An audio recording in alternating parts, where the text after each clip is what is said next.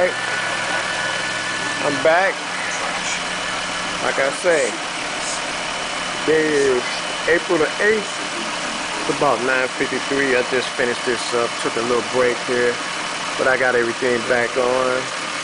Got the lower intake on, upper intake, plenum. Everything connected.